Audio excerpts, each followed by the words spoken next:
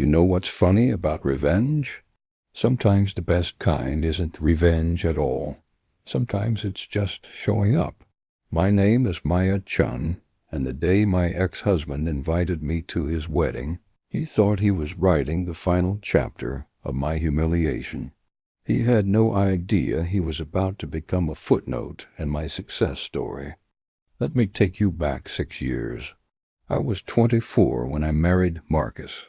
24 and so blindly in love, I couldn't see the red flags if they'd been waving in my face. Marcus was everything I thought I wanted. Charming, ambitious, full of big dreams about the empire we'd build together. He talked about us like we were a dynasty in the making. Hello friends, welcome to Black Bite Stories. Before we begin today's story, make sure to like this video and subscribe to our channel. And don't forget to tell us in the comments, where are you watching from? We love hearing from our global family. The first crack appeared 3 months into our marriage. Marcus came home with this business proposal, eyes shining with possibility. He wanted to start a luxury car detailing business, something upscale for Atlanta's elite. He needed seed money, $50,000. I had been saving since I was 16, working 2 jobs through college, living off ramen and determination.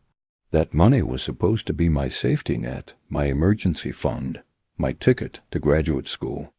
But Marcus looked at me with those eyes and said the magic words, "Baby, this is for us. This is our future." So I emptied my account. Every single dollar I'd earned waiting tables and working retail and tutoring rich kids in math. I gave it all to him because that's what you do when you love someone, right? You bet on them. You invest in their dreams. The business took off faster than either of us expected. Within a year, Marcus had 3 locations. Within 2 years, he was driving a BMW and wearing custom suits. Within 3 years, we'd moved into a house in Buckhead that I could barely afford to furnish. And somewhere in those 3 years, Marcus started looking at me differently. Not with love, with calculation. Like he was adding up my value and finding it insufficient. The fights started small. Why wasn't dinner ready when he got home? Why was I still working at the hospital as a nurse when his business was successful? Didn't I trust him to provide? Why couldn't I dress better, talk better, be better for his business associates? Then came the big one, the one that should have ended everything right there.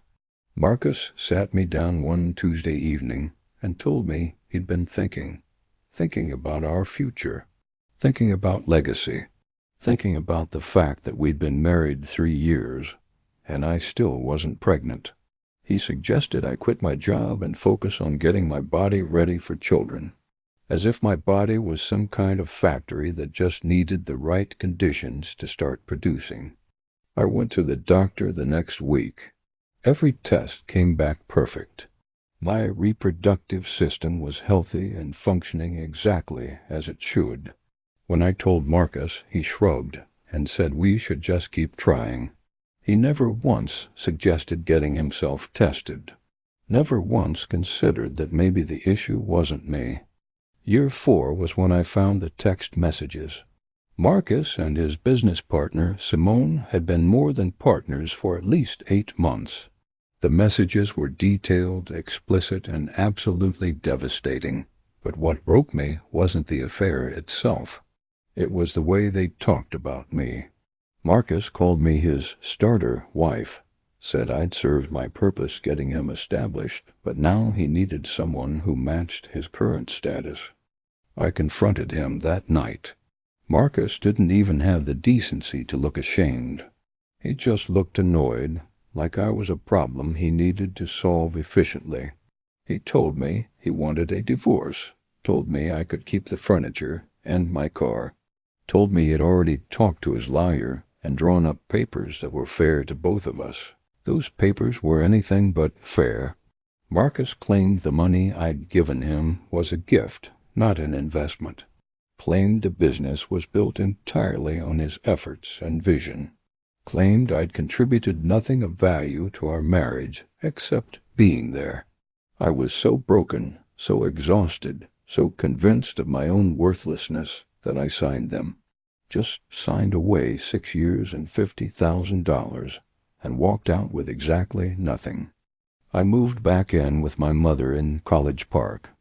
She was sick by then, diabetes getting worse every year, working herself to death to pay for insulin she couldn't afford. The woman who'd raised me alone after my father left was now depending on me, and I had nothing to offer her but my nursing salary and my shattered heart.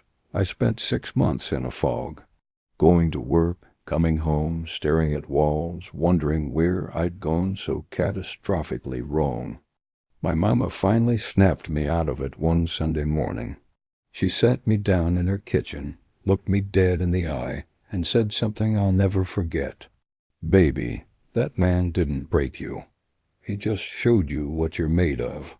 Now get up and prove him wrong about every single thing he ever said about you." So I did. I started with therapy, unpacking all the ways I'd lost myself in Marcus's shadow. Started reclaiming the ambitious woman I'd been before I'd convinced myself that being a good wife meant making myself smaller. I picked up extra shifts at the hospital, started saving again, and began researching something I'd been thinking about for years: medical transportation. I'd seen it at the hospital constantly. Patients missing appointments because they had no way to get there. Elderly folks choosing between medications and Uber rides. A massive gap in healthcare access that nobody was filling properly. What if I could build something that actually served the community instead of just extracting profit from it? I spent 8 months building a business plan. Another 6 months securing a small business loan using my mother's house as collateral, a risk that terrified us both. Another 4 months buying vehicles, hiring drivers, getting certified, building relationships with hospitals and clinics and insurance companies. My company, Lifeline Medical Transport, launched on a Tuesday morning, 2 years after my divorce. We had 3 vehicles and 5 employees, and I was driving one of those vehicles myself, picking up patients and praying we'd make it. That first year was brutal. I worked 16-hour days, 7 days a week. I was driver, dispatcher, accountant, and janitor all in one. There were weeks I wasn't sure we'd make payroll. Nights I lay awake doing math in my head, trying to figure out how to keep the lights on, but slowly, steadily, we grew. 1 patient at a time, 1 hospital contract at a time, 1 insurance agreement at a time. By year 2, we had 15 vehicles and 25 employees.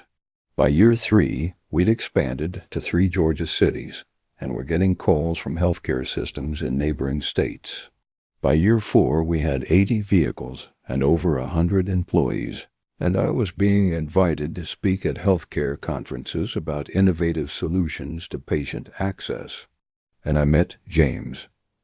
Dr. James Morrison, a trauma surgeon I'd been working with on a hospital committee. He was everything Marcus wasn't: kind, thoughtful, genuinely impressed by my work instead of threatened by it. He pursued me patiently for 6 months before I finally agreed to a date, my trust in men still badly damaged. Our first date was at a hole-in-the-wall Ethiopian restaurant. Nothing fancy, just good food and better conversation. James listened when I talked about my business, asked thoughtful questions, shared his own dreams about opening free clinics in underserved communities. By dessert, I realized I was laughing. Actually laughing, something I hadn't done freely in years. 6 months later, he proposed. Not with a big production, but quietly after we'd spent a Sunday afternoon volunteering at a community health fair. "Marry me," he said simply. "Build this life with me. Build something that matters." I said yes without hesitation. We married at the courthouse 3 months later, with my mother and his parents as witnesses. It was nothing like my first wedding with its elaborate ceremony and 300 guests. It was intimate, real, and absolutely perfect. 3 weeks after our wedding, I started feeling exhausted, the kind of bone-deep tiredness that sleep couldn't fix. I blamed it on work stress, on building the business, on newlywed adjustment. Then came the nausea. The pregnancy test showed positive immediately. So did the second one, and the third. At the doctor's office the next week, James held my hand while the ultrasound tech moved the wand across my belly. Her eyes widened. She turned the screen toward us. "Well," she said, smiling, "I hope you like buying in bulk. You're having triplets. Triplets. 3 babies growing inside the body Marcus had convinced me was defective. 3 perfect little heartbeats, proving that I had never been the problem." The irony was so sharp it almost cut me. I cried that night, but not from sadness. From relief, from vindication, from the overwhelming joy of knowing I was going to be a mother 3 times over. The pregnancy was difficult. Carrying 3 babies put enormous strain on my body. I had to step back from daily operations at Lifeline, trusting my management team to keep things running. It terrified me, relinquishing that control, but James was there every single day, supporting me, encouraging me, rubbing my swollen feet, and telling me I was beautiful, even when I felt like a beached whale. My daughters arrived at 34 weeks, Zoe, Zara, and Zuri, 3 tiny miracles, healthy and determined from the start. Holding them, I finally understood real love, not the shrinking, desperate kind I'd once felt from Marcus, but something expansive and grounding. Life unfolded beautifully. The business thrived even during my maternity leave. James's career soared, Mama's health stabilized with better care, and we bought a home in Cascade Heights, with the backyard perfect for toddlers. I felt blessed in ways I couldn't have imagined when I'd signed my divorce papers. The girls were 2 when Mama's phone rang during Sunday dinner. Spaghetti everywhere, the girls giggling, James trying and failing to wipe Zuri's face. Mama answered, then froze. "It's Marcus," she said, distaste thick in her voice. I hadn't heard his name in years. He'd become nothing more than a story I told other women, proof that surviving the wrong man could lead you to the right life.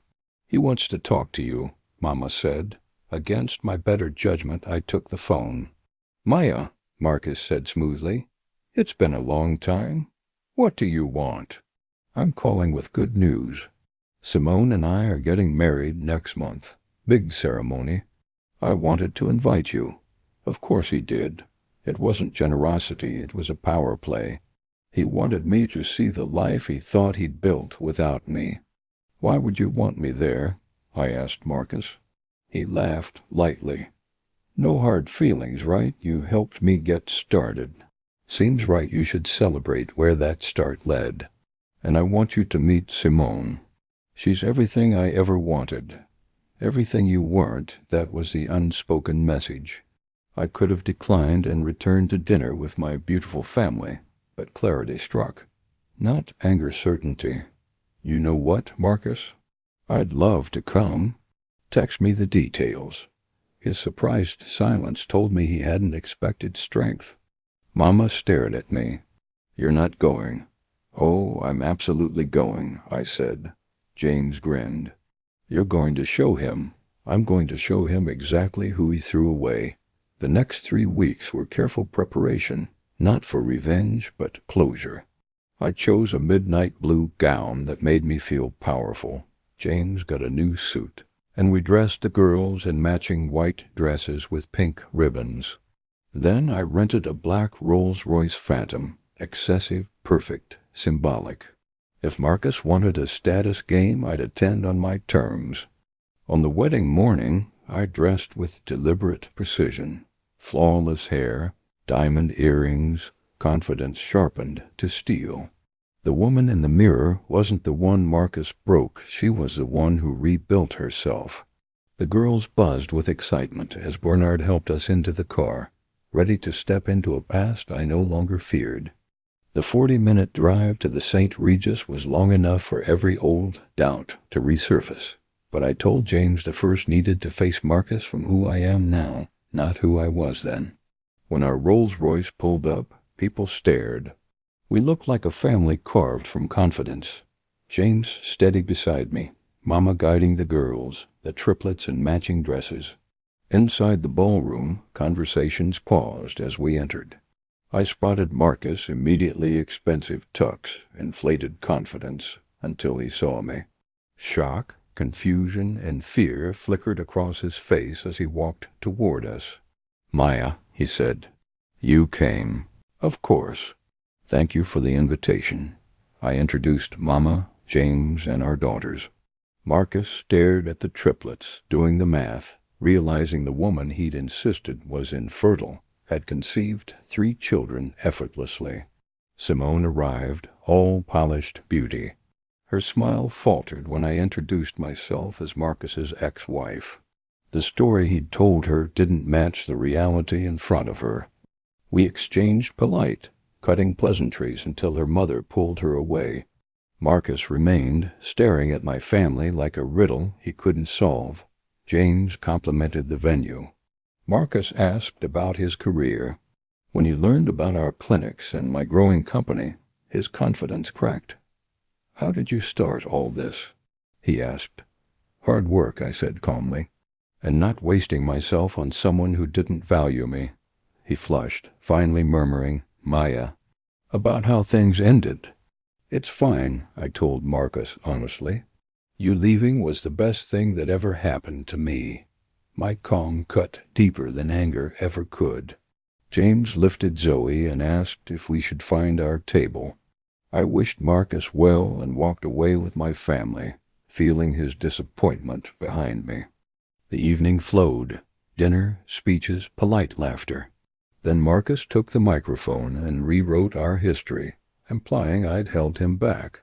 Simone followed, turning her toast into a public attack, calling me insufficient, claiming I couldn't give Marcus children.